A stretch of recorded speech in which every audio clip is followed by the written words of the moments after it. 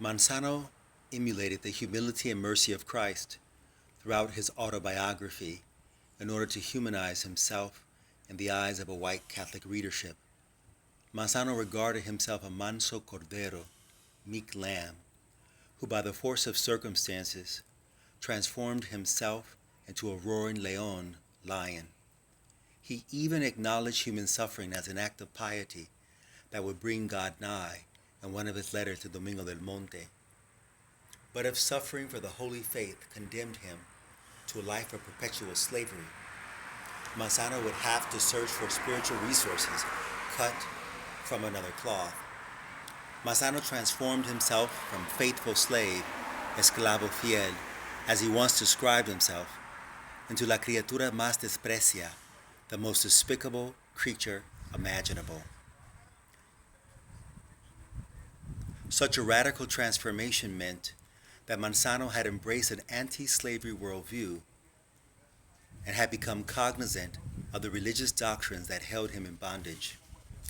Notwithstanding historical precedent or Spanish legal theory, Manzano's mistresses rendered him property that could be disposed of as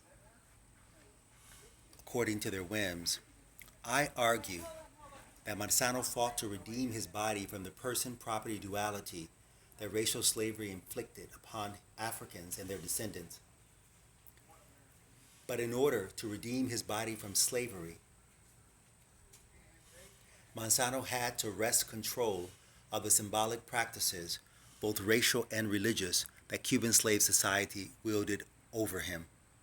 Slave traders captured millions of men, women, and children on the African continent, marched them to the sea, and transported them to the Western Hemisphere in some 36,000 voyages.